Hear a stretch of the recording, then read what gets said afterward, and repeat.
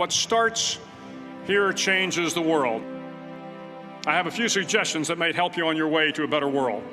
And while these lessons were learned during my time in the military, I can assure you that it matters not whether you ever served a day in uniform. It matters not your gender, your ethnic or religious background, your orientation, or your social status. Our struggles in this world are similar, and the lessons to overcome those struggles and to move forward, changing ourselves and changing the world around us, will apply equally to all. If you want to change the world, start off by making your bed. If you make your bed every morning, you will have accomplished the first task of the day. It will give you a small sense of pride, and it will encourage you to do another task, and another, and another. And by the end of the day, that one task completed will have turned into many tasks completed. Making your bed will also reinforce the fact that the little things in life matter. If you can't do the little things right, you'll never be able to do the big things right. And if by chance you have a miserable day, you will come home to a bed that is made, that you made. And a made bed gives you encouragement that tomorrow will be better. So if you want to change the world, start off by making your bed. To pass SEAL training, there are a series of long swims that must be completed. One is the night swim. Before the swim, the instructors joyfully brief the students on all the species of sharks that inhabit the waters off San Clemente. They assure you, however, that no student has ever been eaten by a shark, at least not that they can remember. But you are also taught that if a shark begins to circle your position, stand your ground. Do not swim away. Do not act afraid.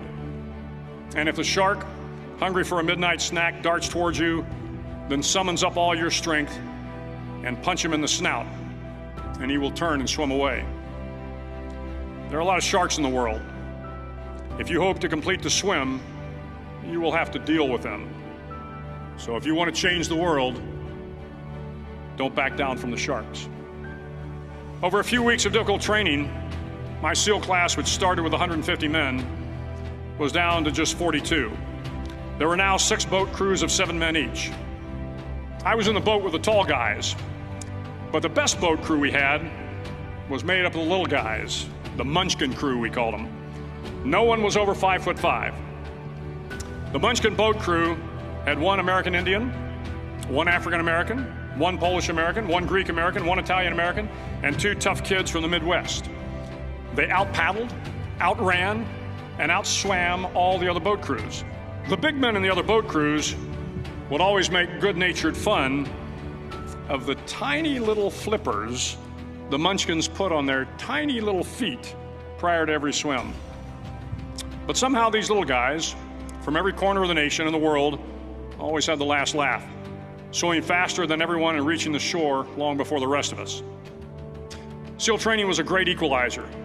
Nothing mattered but your will to succeed, not your color, not your ethnic background, not your education, not your social status. If you want to change the world, measure a person by the size of their heart, not by the size of their flippers. For the boat to make it to its destination, everyone must paddle.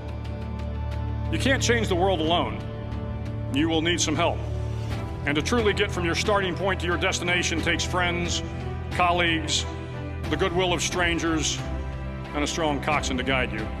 If you want to change the world, find someone to help you paddle. The 9th week of training is referred to as Hell Week. It is 6 days of no sleep, constant physical and mental harassment, and 1 special day at the Mud Flats. The Mud Flats are an area between San Diego and Tijuana where the water runs off and creates the Tijuana Sloughs, a swampy patch of terrain where the mud will engulf you. It is on Wednesday of Hell Week that you paddle down to the Mud Flats and spend the next 15 hours trying to survive the freezing cold, the howling wind, and the incessant pressure to quit from the instructors.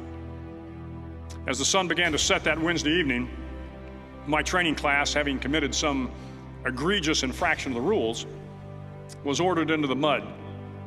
The mud consumed each man till there was nothing visible but our heads. The instructors told us we could leave the mud if only 5 men would quit. Only 5 men, just 5 men and we could get out of the oppressive cold. Looking around the mud flat, it was apparent that some students were about to give up. It was still over 8 hours till the sun came up. 8 more hours of bone-chilling cold. The chattering teeth and the shivering moans of the trainees were so loud, it was hard to hear anything. And then one voice began to echo through the night. One voice raised in song. The song was terribly out of tune, but sung with great enthusiasm. One voice became two, and two became three, and before long, everyone in the class was singing. The instructors threatened us with more time in the mud if we kept up the singing, but the singing persisted. And somehow the mud seemed a little warmer, and the wind a little tamer, and the dawn not so far away. If I have learned anything in my time traveling the world, it is the power of hope. The power of one person, a Washington, a Lincoln, King, Mandela, and even a young girl from Pakistan, Malala. One person can change the world by giving people hope. So if you want to change the world, start each day with a task completed. Find someone to help you through life. Respect everyone. Know that life is not fair and that you will fail often. But if you take some risks, step up when the times are the toughest, face down the bullies, lift up the downtrodden, and never ever give up, if you do these things, the next generation and the generations that follow will live in a world far better than the one we have today. And what started here will indeed have changed the world for the better.